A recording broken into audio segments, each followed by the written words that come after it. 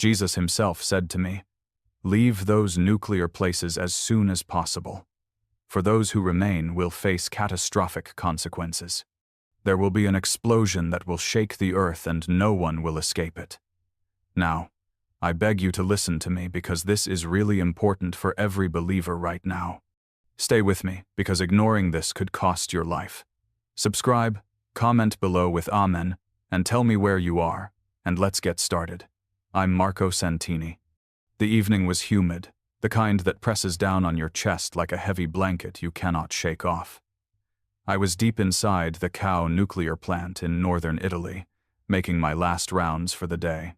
Reactor 3 hummed with that constant mechanical rhythm, a sound I had grown so used to that it felt almost like the background of my own heartbeat.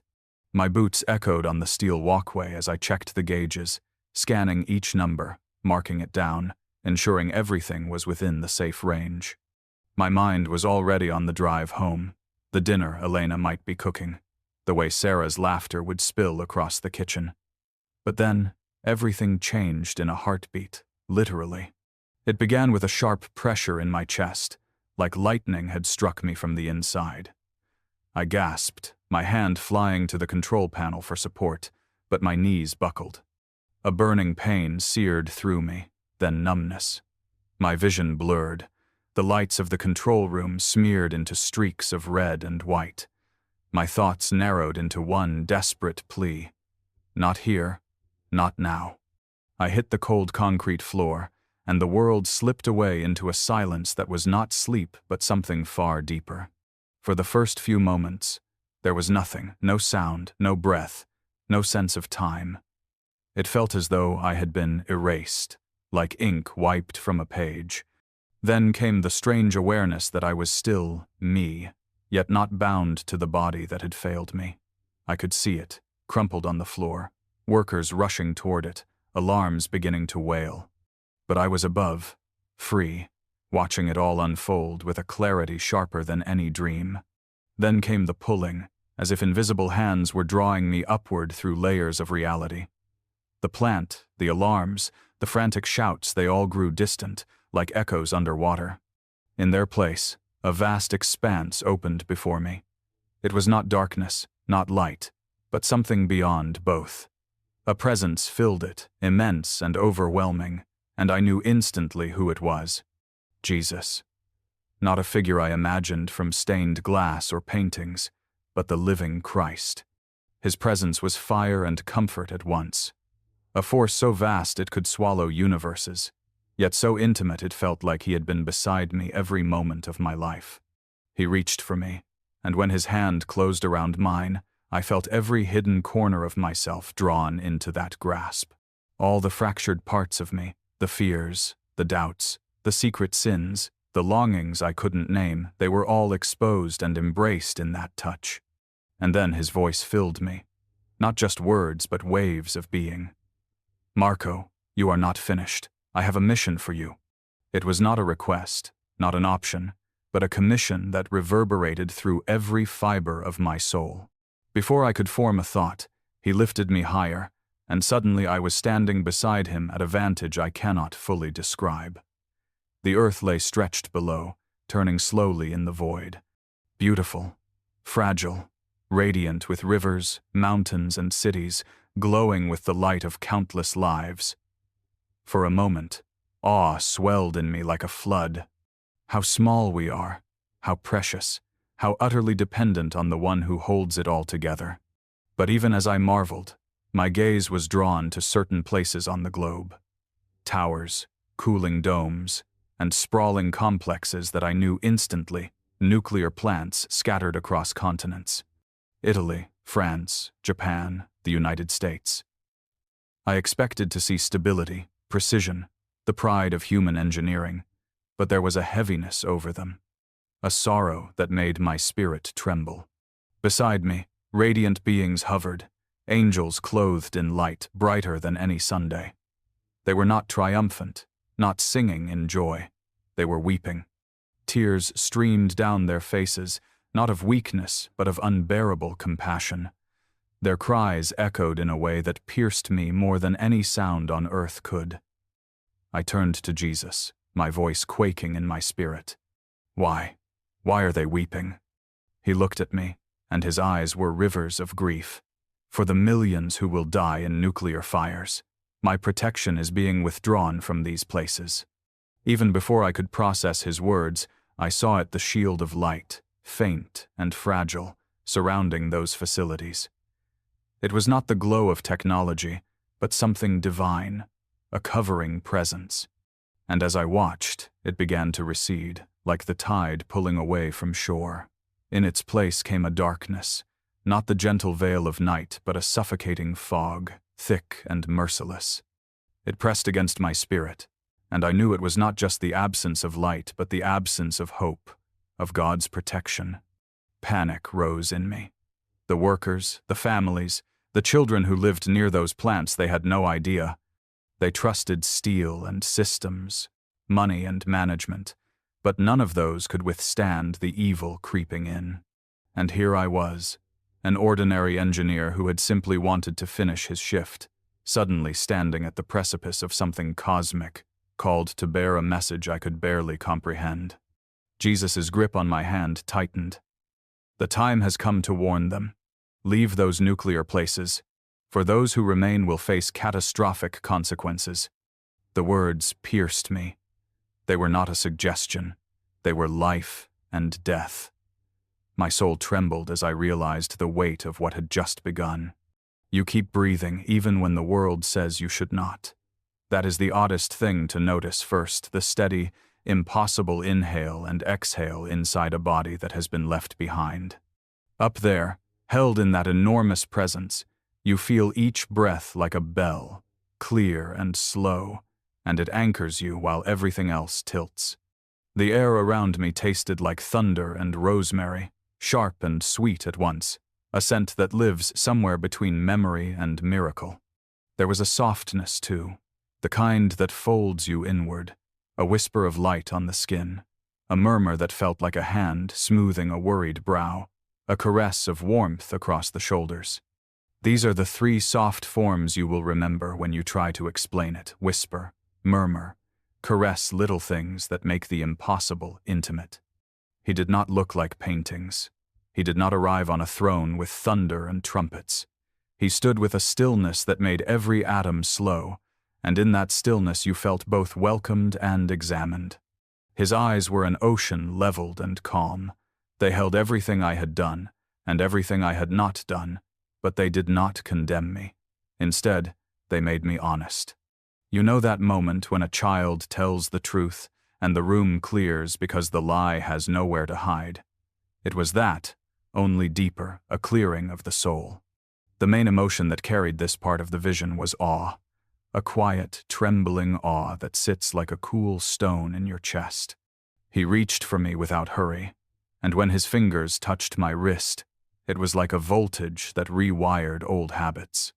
All the small, secret things I'd carried, the petty fears about job reviews, the quiet rationing of love, the little compromises I thought were harmless, they surfaced and felt luminous and ridiculous at once. The touch did not burn them away. Rather, it baptized them into truth. He showed me how those small choices ripple outward, how a missed confession, an ignored call to mercy, a forgotten prayer, becomes a thread in a wider tapestry. That was the tidbit of information that steadied me. Heaven cares about the small stuff, because the small stuff changes everything. Then he guided me to stand beside him. Think of standing on the prow of a ship at night with the sea stretched into forever. Except this was not sea, but the whole of the earth laid out like a living map beneath our feet. Cities glittered like pinpricks, Milan, tiny and distant. A ribbon of highway cutting through a patchwork of fields, mountains wearing snow as crowns. The hum of human life reached me as a softened chorus. The laughter of someone across an ocean, a kettle singing, a child running barefoot. The sound was not loud. It was a texture. It felt like a recording you could still touch. As we moved, he showed me vantage points I had never earned. From above, you can see patterns that are invisible from ground level. I noticed how hunger and greed cluster, how decisions in a room of men in suits ripple across continents, and how a single act of mercy can reroute the course of 1,000 lives. You, who have ever doubted whether your small kindness matters, will learn here that it does. This is the second quiet truth pressed into me. Perspective changes urgency. From this height, things that seemed isolated below revealed themselves to be connected, and for the first time I understood the mechanics of consequence. Angels moved around us, not as symbols but as presence. They were near, like lamps set on poles. Their light did not blind but clarified. Some wore faces like old friends. Others had no face at all, only a waveform of compassion that made the air taste like honey. They were agents of attention, watching, mourning, praying. Their lament was not theatrical. It was a soft, broken sound that landed inside my ribs and refused to leave. You might imagine heavenly beings as stoic, but those I saw wept not for show, but because they are attuned to pain in a way that makes them ache. Their grief was a teacher. Sorrow can be holy when it drives you toward action. He spoke to me slowly, as if laying a seed in a hand that must be kept safe. He gave me a mission, not a plan with diagrams, but a charge that felt like a life detonating into purpose. You are to go back, he conveyed, not with theatrics, but with the simple authority of a shepherd sending someone into the field. The instruction was precise enough to press against the skin, leave certain places, warn people, speak about what you have seen, and broad enough that my human mind rebelled at the scale. I felt the weight of it like a garment too large, and somehow perfectly fitting. There was a rhythm to his words, a cadence that made the message land like an ASMR tap on the ear. Listen, move, tell. Fear tries to make you small. Awe makes you large in a different way. It enlarges your capacity to carry truth. I remember thinking, while trembling and somehow steady, that the mission was not just about saving lives in the narrow sense. It was about waking people to the sacredness of their choices, about snapping minds awake from the comfortable trance of convenience. He showed me how some places had a faint glow, a spiritual covering that is the work of prayer and obedience. Those glows are real and fragile. When protection moves, it is not like a door slamming shut and locking out trouble. It recedes like a tide, and you must know when to move with it. You continue to listen because the sound of his answer lingers in your bones. He did not deliver a political manifesto. He gave me a call to faith and courage. He did not hand me a map of blame, but a compass of responsibility. The mission carried practical edges to knowledge of systems, a sense of timing, the awareness that some would hear and act while others would deny and delay. He made clear that the choice to heed warning is as consequential as any technology. When I was with him, I felt holy sorrow and tender hope braided together. I felt the future compress into an urgent now, like a string pulled tight and humming. You may expect thunder after such a moment, but what came next was quieter. A vision, then instructions, then a soft, clear charge to return. He set the seed of courage in me, and let me feel the soil where it must grow. The first thing I noticed when he turned my gaze downward again was not destruction but tears.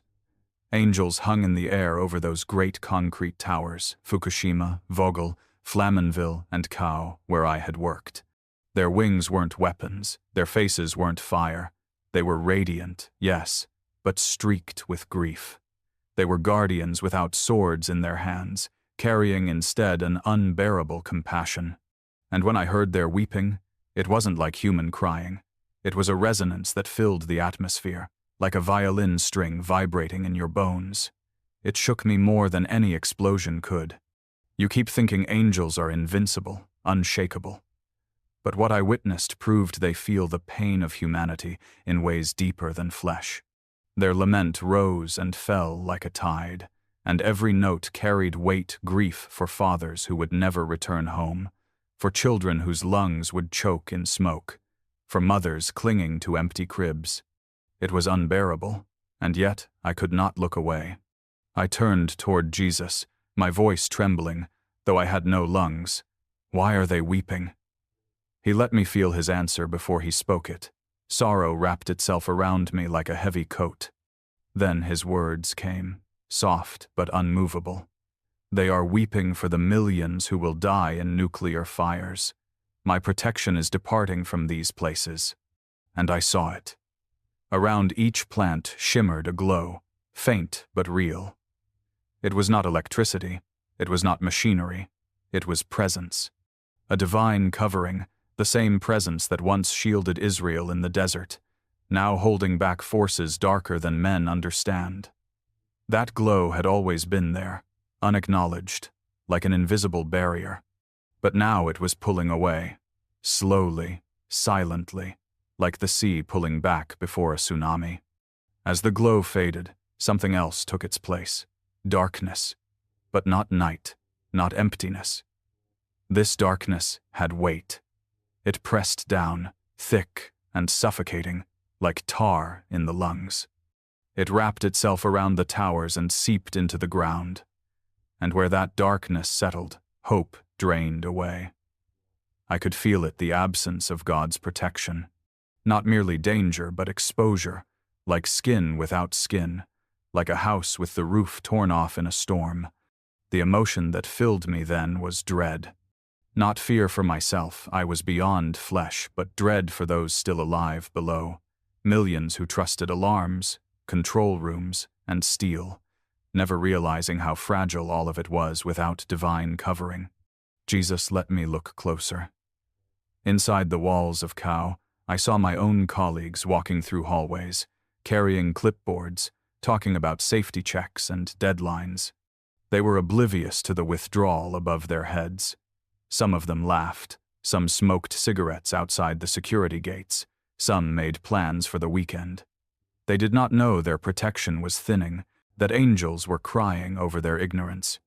A tidbit of knowledge pressed into me then. Divine covering is not permanent when faith is absent, when men trade truth for profit, when they exalt machines above the Maker, the shield weakens.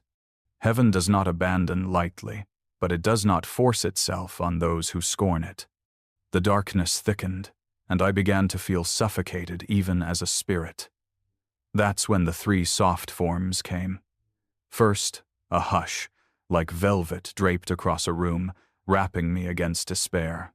Second, a low hum, like a lullaby sung not with words but with vibration, steadying my panic. Third, a kiss of wind against the soul, like a breath reminding me I was still held. Those tender mercies steadied me enough to bear what I saw next. Jesus pointed, and my vision shifted. The darkness wasn't only external, it was also within. Inside boardrooms, safety briefings, government offices, the same fog coiled around human hearts. Executives flipping through papers knew they were approving shortcuts, but they smiled anyway. Inspectors overlooked faults because money whispered louder than conscience. Behind their pride and confidence, I saw the shadows feeding. They had forgotten the sacred trust. They had built their fortress on sand. That moment was revelation. Corruption isn't just a sin, it's a crack in the shield. Every lie, every bribe, every cut corner weakened the covering until there was little left to hold back disaster. And then Jesus turned to me with those eyes heavy as oceans. His grief entered me so deep I thought I would break apart under it. The weight of his sorrow was worse than the darkness. He let me feel his ache for them, not only for their coming deaths, but for their souls, for the way greed had blinded them, for how they traded eternity for short-lived power. The scene grew sharper. I could see the faint light sputtering, flickering, like a candle in the wind. And as it dimmed, the angels' cries rose louder. They knew what was coming. They had been holding it back for years, but now their strength was being withdrawn by command.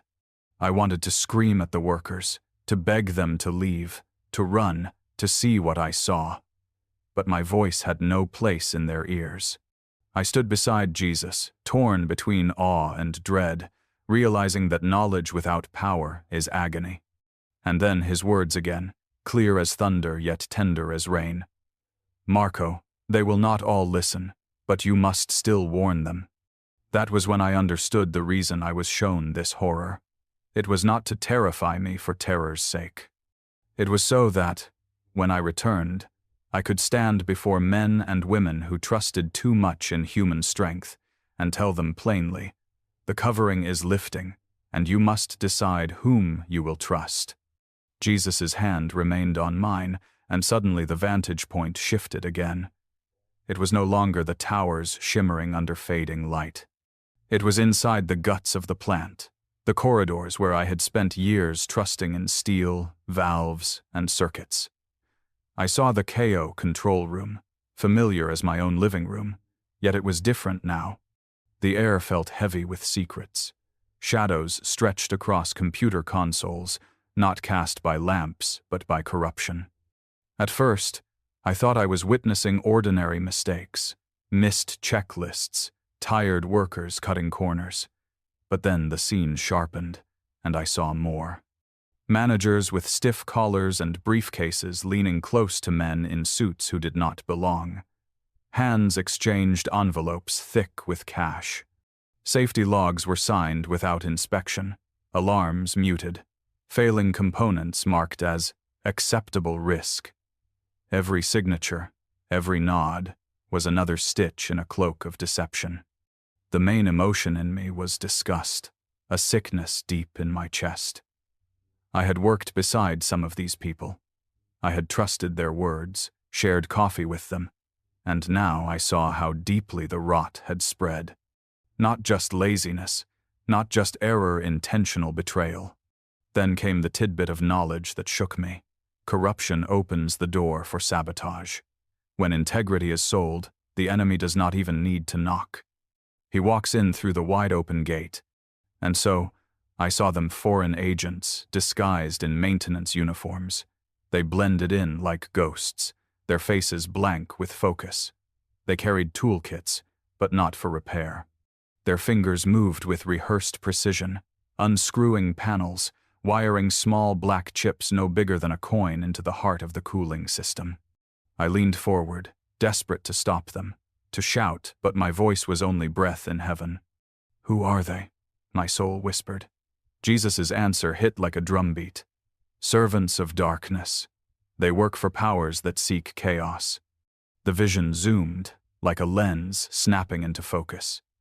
I saw lines of code already burned into those devices, programmed countdowns waiting for their hour. My skin, or what felt like skin, crawled. These were not random vandals. They were soldiers in a coordinated mission spanning continents. I saw files stamped with the name, Project Dark Winter. The phrase itself carried a chill, as though the words had weight. Dark Winter.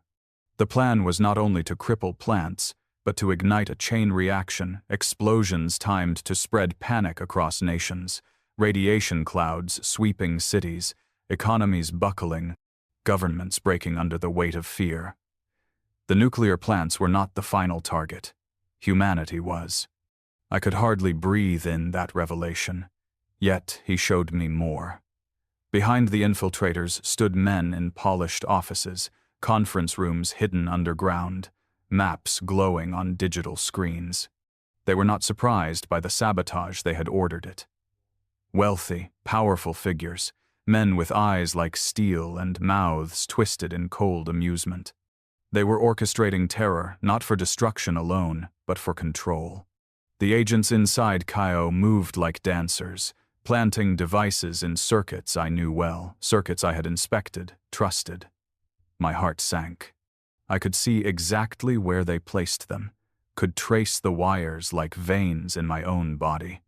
I realized with a jolt, I, Marco Santini, the ordinary engineer, was being shown the details so that later I could stop it.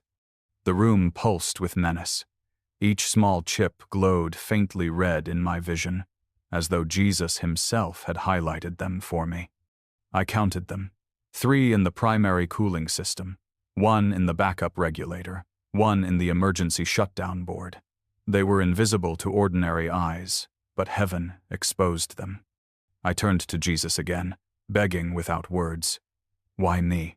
Why not someone powerful, someone who could storm into parliaments and command attention? His reply came with gentleness, though his sorrow still hung heavy. Because the ordinary are harder to silence, because you know the systems better than those who corrupted them, and because I do not choose as men choose. The three soft forms held me then. First, a shiver of light brushing my temple, like courage being tattooed into thought. Second, a low pulse in my spirit, steady as a heartbeat, calming my panic. Third, the faint fragrance of olive wood and bread, reminding me of home, of why I must not fail. My disgust melted into resolve. I understood now. I was not just being shown horror, I was being equipped. Heaven was giving me evidence, clarity, and timing. The infiltrators finished their work and slipped away, leaving the devices hidden like seeds of catastrophe. The managers carried on, oblivious or complicit, chatting about profits and production quotas. And the angels above still wept. Jesus leaned close, and his voice sank deeper into me than bone. Marco, the day is coming when these devices will be triggered. When they detonate, millions will die. You must go back and warn them. In that moment, purpose seared itself into my spirit like fire branding flesh. The mission was not optional. Lives hung in the balance, tethered to whether I obeyed. And I knew. Time was running shorter than I had ever imagined. Urgency sits in your throat like a live coal. That was the main feeling then, not just alarm, but an animal. Immediate urgency that does not let you pretend there is time to breathe slowly. Jesus narrowed the scenes for me as if sliding focus on an old camera, and the world turned into dates and clock hands. The vision stepped from panorama into a tight corridor of time. October 15th at 2:23 p.m.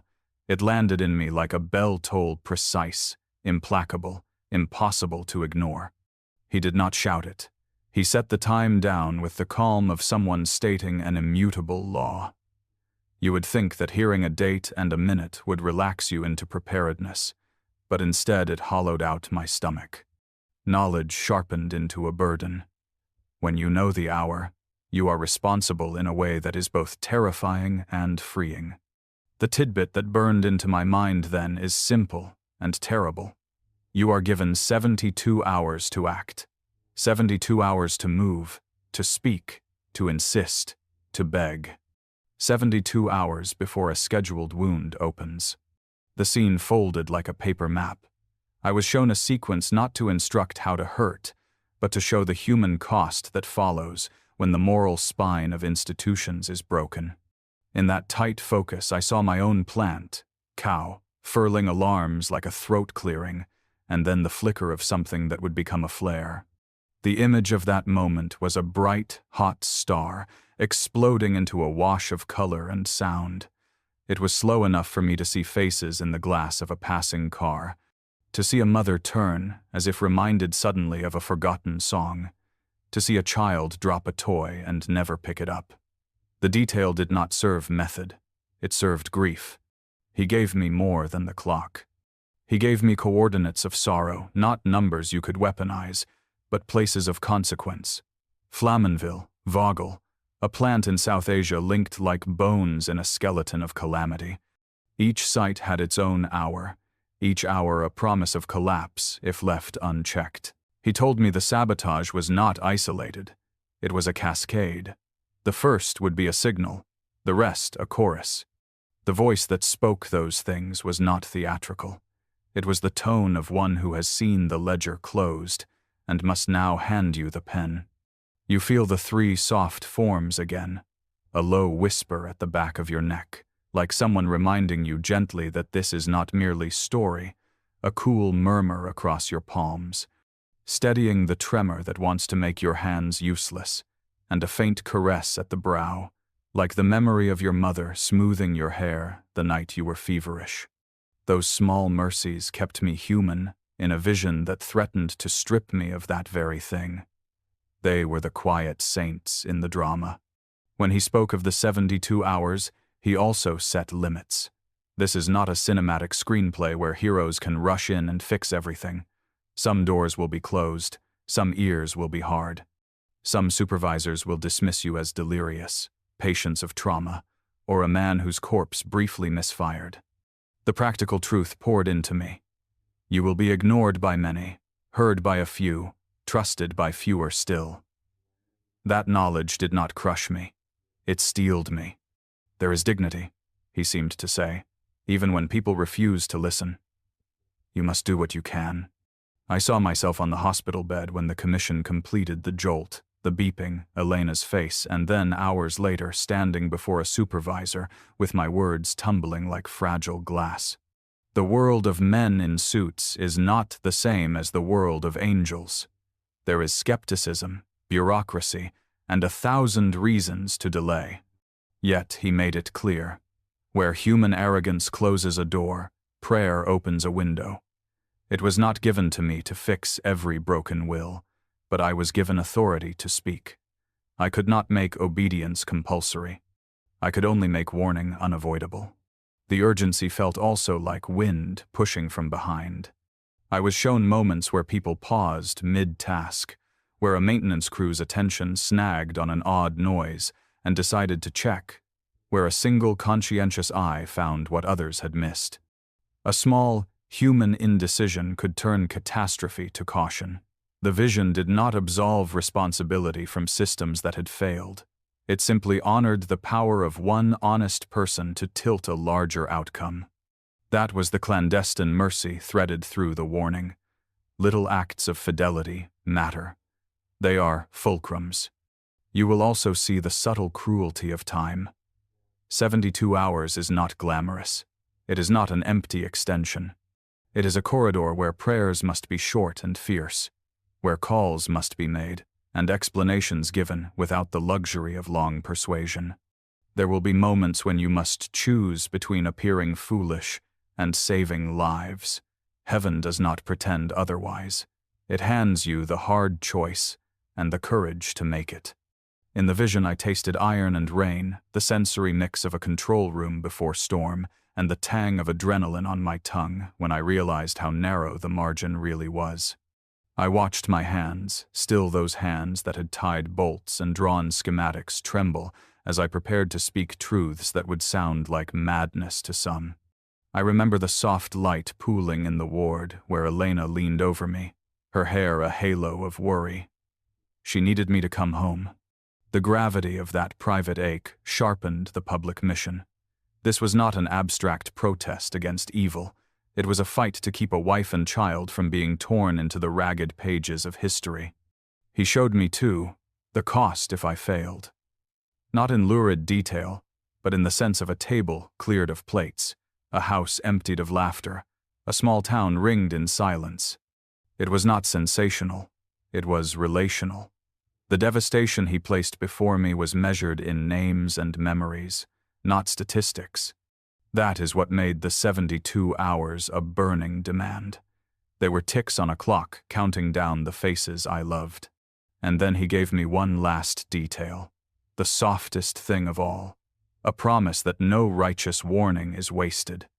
Even when doors shut and ears close, a seed of truth falls in ground that will not be barren forever. Some who scoff now will turn later, and some small act of obedience will ripple out beyond what I could see. That sliver of hope cut through the urgency like sunlight through cloud. When the vision folded back into the hospital room, the temporal and the eternal overlapped like two pages resting on the same desk. I was given a mission with sharp edges and a narrow window. I also carried a tenderness so deep it felt like a wound healed by touch. The clock began then, in earnest. 72 hours. The flick of a minute hand and the whole world held its breath. You come back like someone shoved into cold water and then hauled gasping onto shore.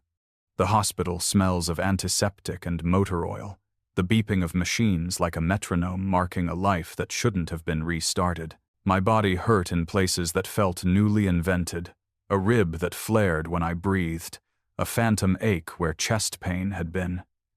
Elena's face blurred and then sharpened. Her hands were maps of worry.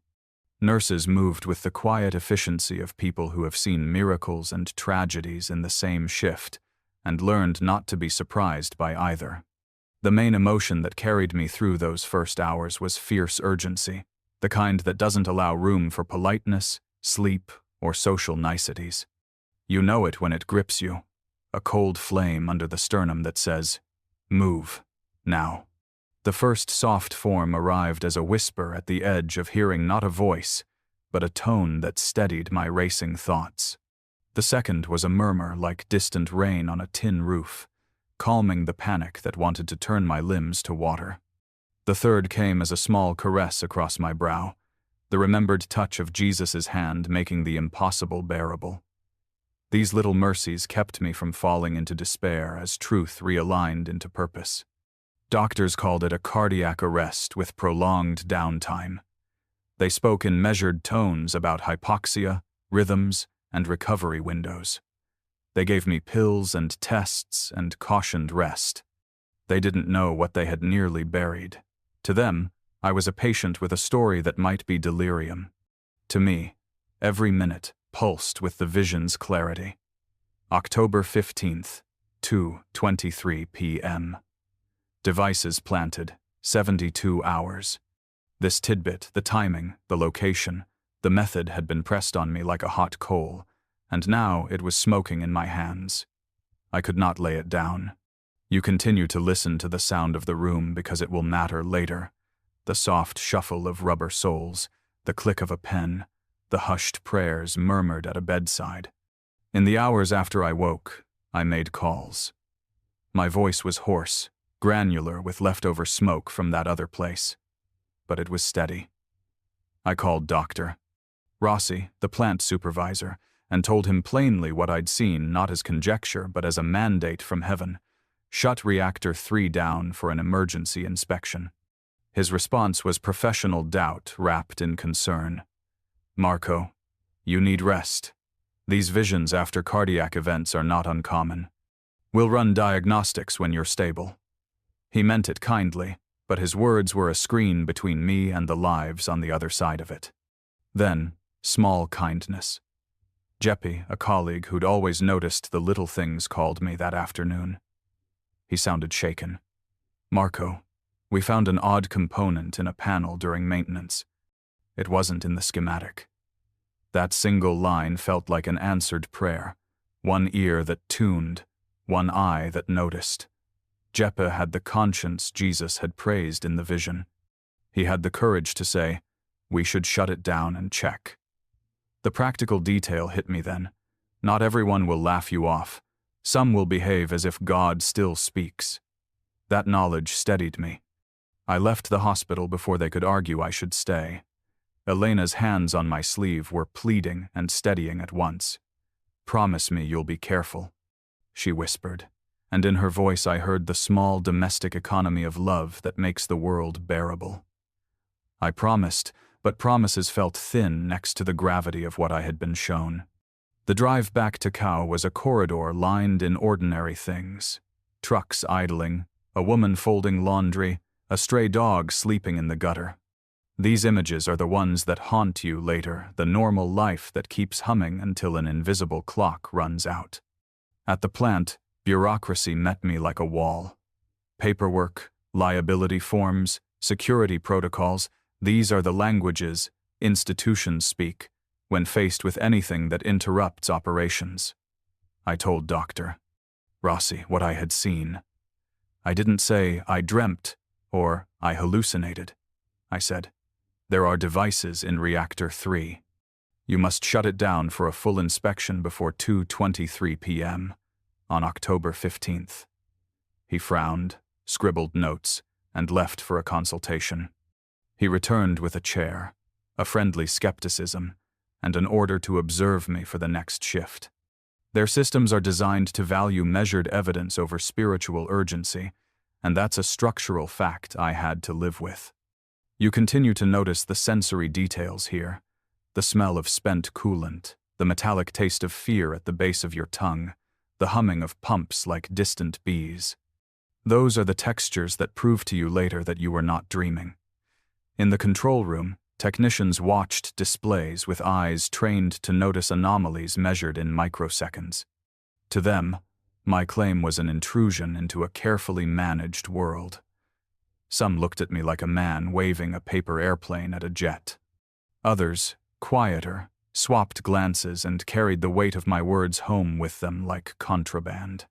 I made the calls Jesus had instructed me to make France, the United States, a contact in South Asia. Many operators hung up. Some forwarded me to security hotlines. A few listened. The responses were a thermometer reading of human will: cold, room temperature, or burning. Where the will burned, action followed. In France, a mid-level engineer who had been awake in the graveyard shift decided to add an extra inspection. In the United States, a security official filed a note and shelved it. Those small differences would become the hinge points of fate. Then, the impossible happened. JEPA's crew found the chips, hidden in the cooling circuit, small, precise, malevolent. They were exactly as I'd seen, coin-sized, black, built with a cunning I felt in my bones.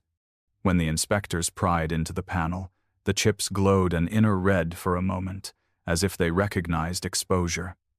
The room smelled of ozone and old fear when the devices were catalogued and removed.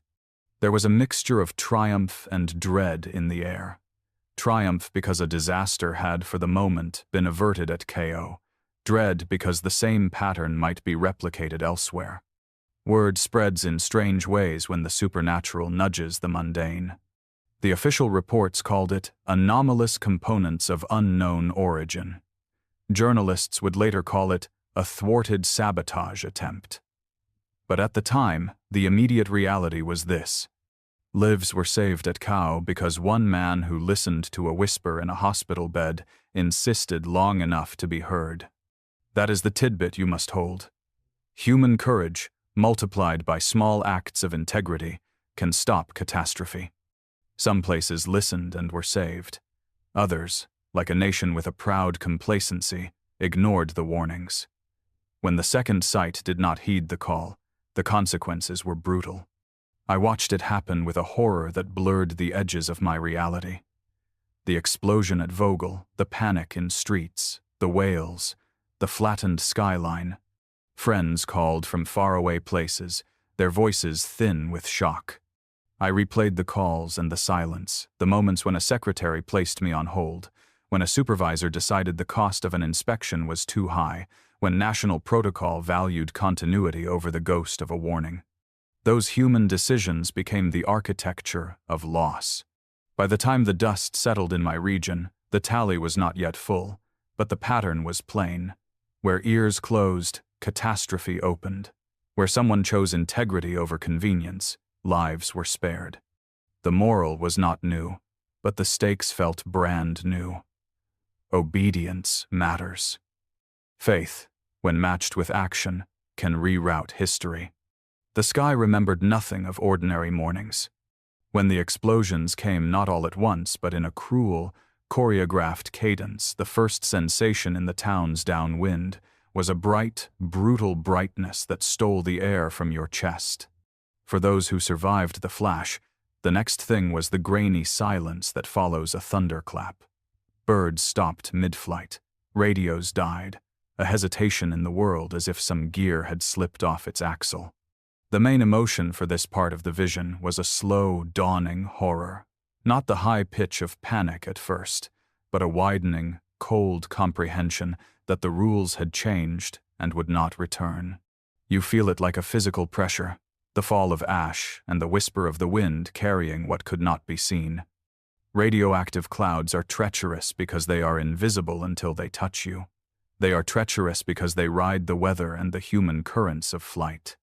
I watched the plume travel like a dark ribbon, first swallowing small villages, then climbing walls and bridges, then sliding into cities where children still played in parks an hour before. A tidbit of hard, factual feeling settled into me. Fallout moves faster than our plans and smarter than our alarms. Evacuation routes clogged within minutes. Highways turned into rivers of stalled cars as people tried to flee the invisible threat. The energy of a million tiny decisions go, wait, stop. Panic became a catastrophe multiplier. The three soft forms came again to steady the scene. There was the hush of a lullaby that cut through sirens, a breath like linen over a brow that slowed the shock, and a soft pressure at the chest, like a hand holding steady, insisting you carry your sorrow without splintering. These small mercies kept my sight from shattering. They let me watch without being consumed. Hospitals became the second line of the storm. They overflowed as the sick and the frightened poured in. Doctors and nurses moved like those on the front of a storm front, tireless, stained, sometimes fainting under the weight of too many bodies and not enough supplies. The tidbit that lodged in me here was practical and terrible. Modern systems are brittle when stress multiplies. Fuel supplies were cut in half as pumping stations failed, and workers could not reach them. Refrigeration halted, and food stores began to rot. Power grids staggered under the loss of key nodes. What had seemed like a distant, theoretical collapse now arrived in the grocery aisles, in the breath of the elderly waiting for medicine that never came. Panic, when it takes root, prefers two things: speed and simplicity. People wanted to move, to secure a place, to find water. Lines formed for food and fuel and medical attention, and those lines were merciless teachers about human nature. Charity and cruelty lived side by side. I watched neighbors argue in doorways, saw strangers share bread, and at the same time witnessed fights for gasoline where people lashed out like animals cornered by hunger. The image that burned into me was not of ecological ruin, but of broken human gentleness. A mother passing a bottle of water to a neighbor child with hands that trembled, and then two men wrestling over the last can of fuel. Economies didn't fall in graceful arcs. They convulsed. Stock markets shuttered, then opened and crashed in waves. Money, that thin paper, and those electronic numbers we trust, began to look like worthless noise against the real needs of warmth and water. Banks rationed withdrawals, and the credit systems we had built on confidence cracked like glass. The tidbit here: financial stability is social trust institutionalized. When trust breaks, so does the system. People who had never considered farming found themselves learning how to plant in the dark. Cities that had never felt hunger discovered the mathematics of rationing by the light of battery-powered lamps. In the vacuum of functional governance, opportunists surfaced. Not only criminals, but well-dressed men promising order. They moved through the panic with scripts: promise supply chains, promise security, promise a return to normal if only you accept a temporary oversight. Those promises were the hinge where fear became a lever. I watched the same men who had once smiled at news cameras now craft narratives of necessity. To prevent chaos, we must centralize power. To distribute food, we must monitor who receives it.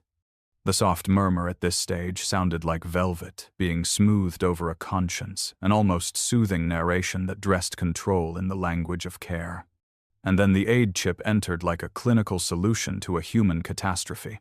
Officials claimed it would monitor radiation exposure and deliver targeted medical help.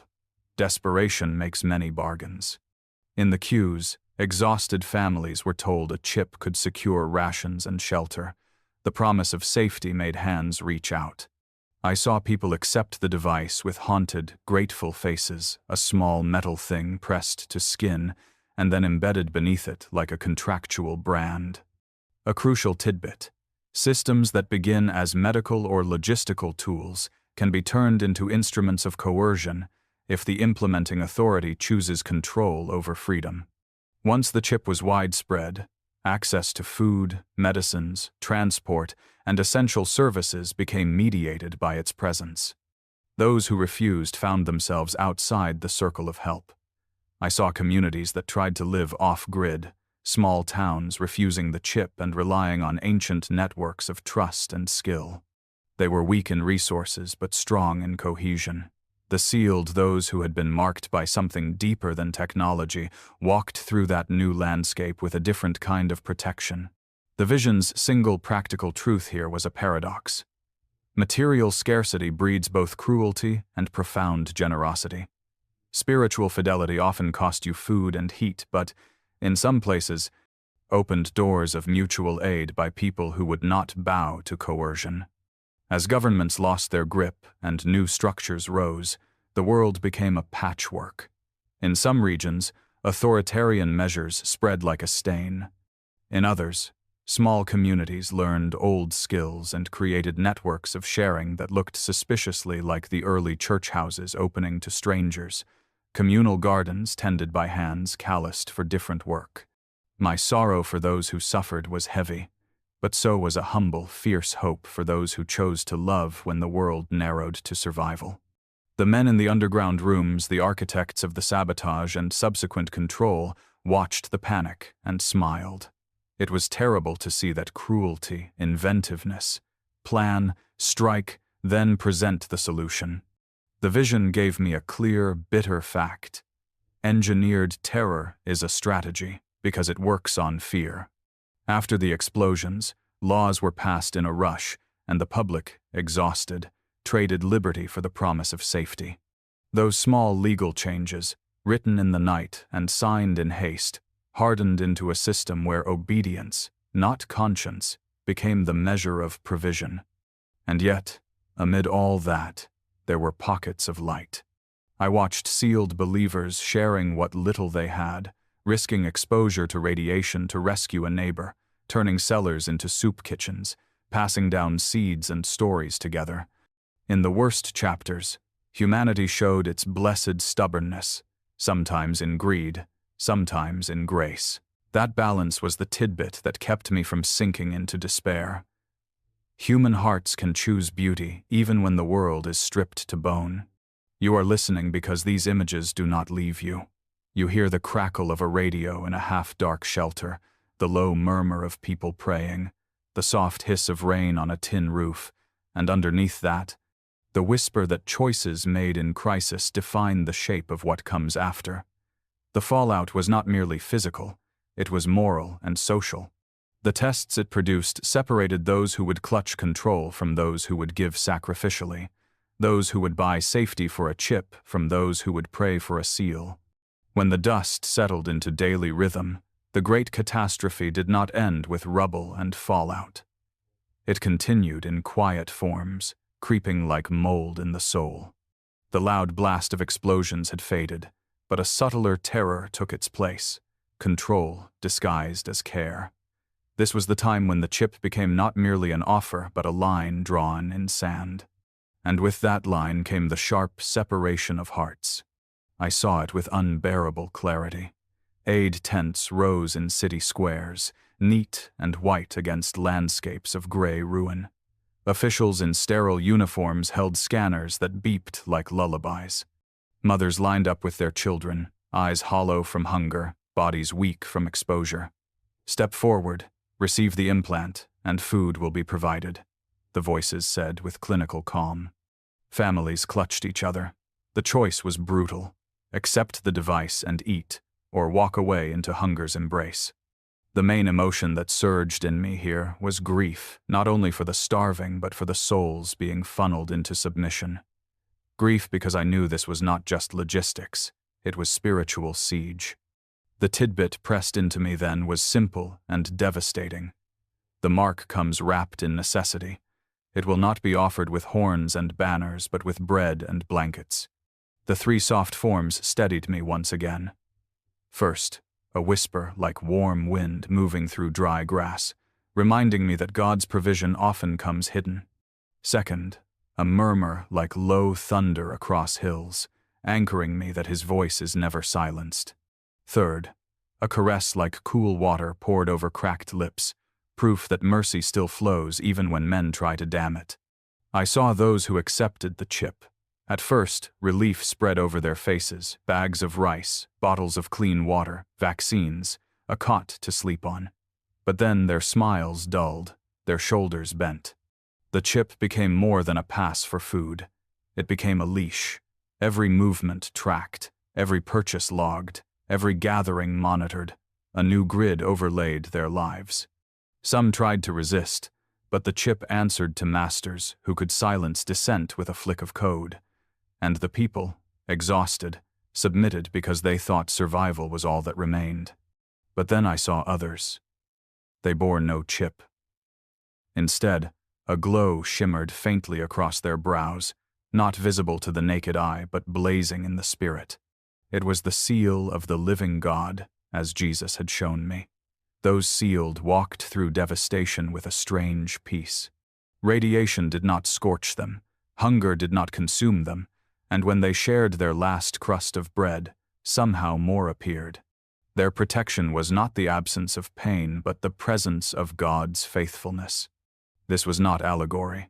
I saw it happen. A sealed family trudged through a field of fallout, children clutching their mother's hands. Where others coughed and collapsed, they breathed as though walking through clean air. A sealed old man prayed over contaminated water, and when he drank, it was as sweet as spring. The seal did not make them immune to tears or loss, but it kept their souls whole. Meanwhile, governments hardened their stance. For safety, they declared, all must receive the device. Borders closed, checkpoints rose. Without the chip, travel was forbidden, markets off-limits, hospitals locked. Fear did what bullets could not. Nations bent. The sealed were hunted. They were mocked as fools clinging to superstition, branded as threats to public order. Yet their communities grew, quiet and stubborn. In basements and barns, they gathered, prayed, sang softly so as not to be heard by patrols. They planted hidden gardens, bartered skills, healed wounds with herbs and prayers when medicine was denied.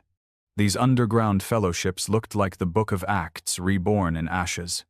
I remember one image clearer than all, a sealed woman in tattered clothes holding a loaf of bread. 3 hungry children, not her own, reached out. She broke the loaf into pieces, gave each child a portion, and looked down to find the bread still whole. Her eyes filled with tears, not from fear but from awe. She whispered thanks, and I knew heaven had bent close. The tidbit that seared into me then was this: in the last days, provision will not flow from systems, but from surrender. Those sealed by God will find manna where none expect it. The chip and the seal, 2 marks, 2 masters, 2 destinies. One bound the body but enslaved the soul. The other left the body vulnerable but preserved the eternal. I saw clearly that the true danger was not radiation or hunger, but surrendering the soul for the illusion of safety. Grief weighed on me heavy as stone. I wanted to shout to every soul in those aid lines, "Don't take it. Don't trade eternity for a loaf of bread." But I had no voice there, only the burning charge to carry that warning back into flesh. As the vision deepened, I understood why Jesus had sent me. It was not only to save bodies from explosions, but to save souls from compromise. Nuclear fire may kill the flesh, but spiritual captivity damns forever. The chip was not technology alone, it was allegiance disguised as convenience. You continue to breathe with me here, because what I say now matters most. When the choice comes, it will not look like a villain demanding worship. It will look like a kind official offering food for your children. That is why the seal must already be on your heart before the test arrives. And I knew then, my mission was not just to warn about the blasts, but to shout about the greater fire, the one that burns unseen when a soul trades Christ for comfort. The vision turned inward, not to nations or governments now, but to my own house. I saw Elena and Sarah, not glowing with peace in that first glimpse, but standing in one of those aid lines, their eyes weary, their bodies frail from radiation's slow cruelty. Elena held Sarah's hand tightly as officials scanned the crowd. My daughter, barely tall enough to reach the counter, extended her little hand when the worker offered the chip. My heart fractured. I screamed, though I had no voice, but only silence spilled. This was the cost if I stayed silent, if I failed to warn, if I faltered under disbelief. My family, my beloveds, would be caught in the snare. The emotion that consumed me here was anguish. Pure, suffocating anguish that made eternity itself feel like too narrow a space to contain it. Watching the people you love most hover on the brink of eternal loss is a torment sharper than flames. And in that anguish, Jesus pressed the tidbit of truth. If you do not return with my warning, this will be their fate. If you speak, you give them choice. If you withhold, you condemn by silence. The weight of responsibility was heavier than any chain. Then came the 3 soft forms to keep me from crumbling. A whisper like the lull of a lullaby I once sang to Sarah, reminding me she was still within reach. A murmur like the voice of my mother reading scripture when I was a boy, carrying me back to roots that anchored me.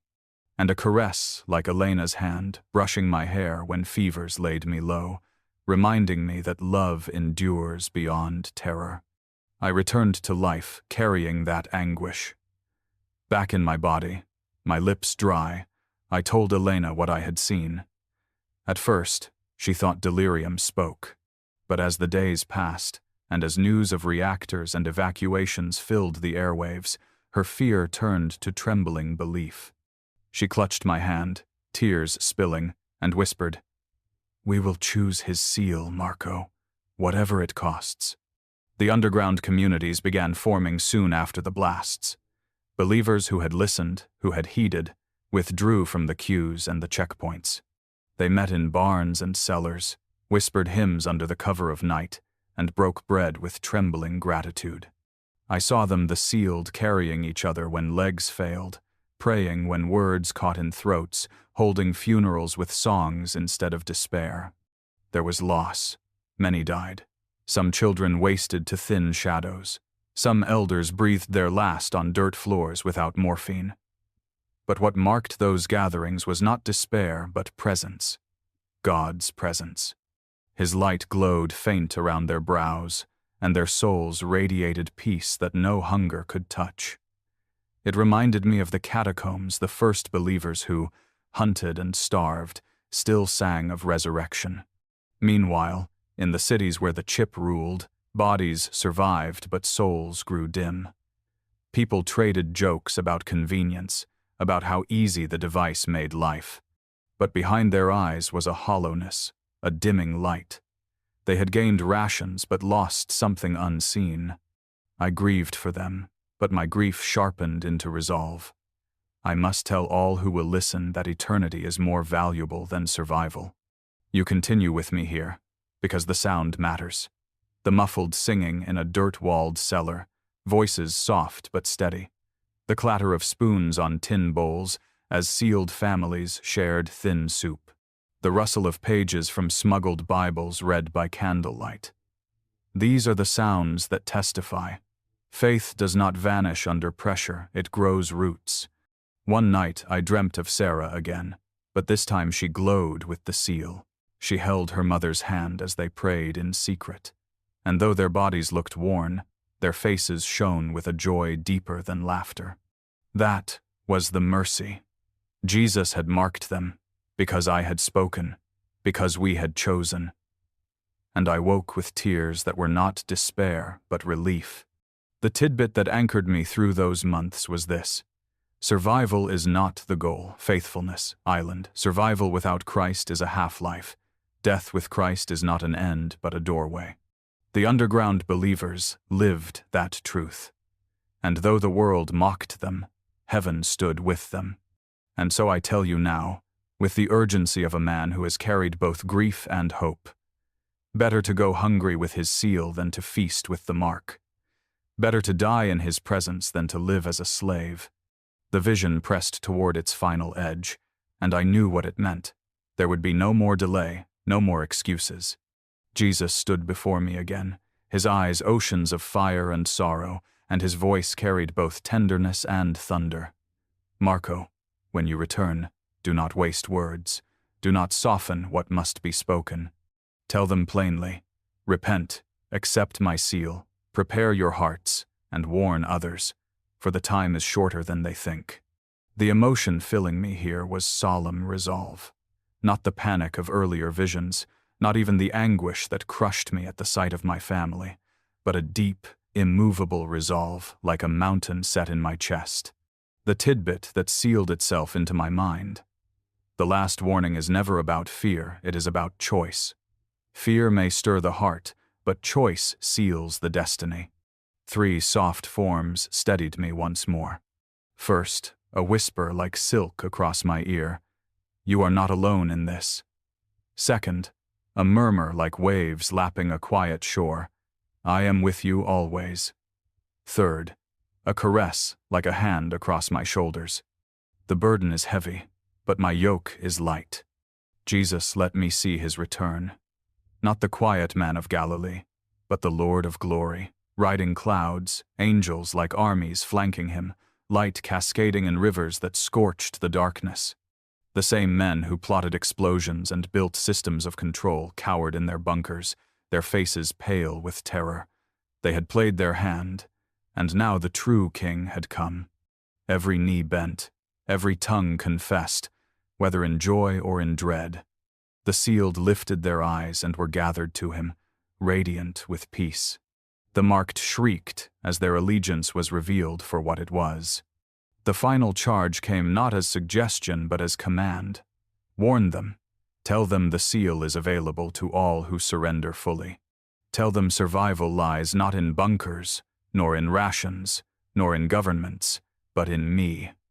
And tell them the hour is nearer than they think. And then I was pulled violently, suddenly like a cord yanked from a socket. My eyes flew open to hospital lights. Elena wept beside me, her tears warm on my hand. The machines beeped. Nurses gasped. I was alive again, but no longer the same man. The Marco who feared deadlines and pensions was gone. In his place stood a witness with fire in his bones. I knew what I had to do. I spoke to supervisors. I wrote letters. I pleaded with authorities. Some laughed, some ignored me, some listened. And where they listened, disasters were stopped. Where they scoffed, horror followed.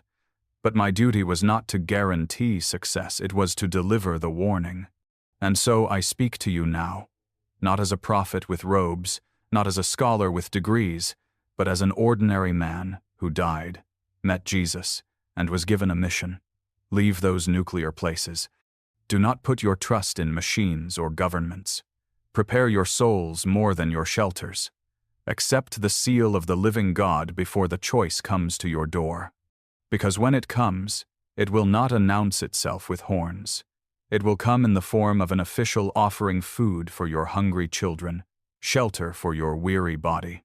And in that moment, you must already know who you belong to. The nuclear clock ticks. The prophetic countdown advances. But mercy still lingers, extended to you right now. Jesus still whispers, still waits, still offers his hand. The days I spent carrying this vision back into life taught me a final truth. Warnings are seeds. Some fall on hard soil, some on shallow ground, some among thorns. But some fall into hearts ready to receive, and from them grow courage, repentance, and salvation.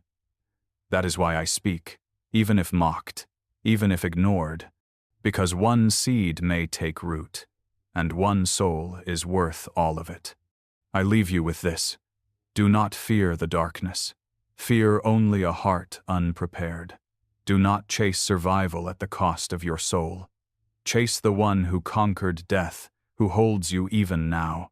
If these words resonate with you, leave an amen in the comments, subscribe to the channel, and share it with at least 3 friends or family members right now. Now is your time to make a difference. Spreading this message is not only an act of love, but also a mission that Jesus himself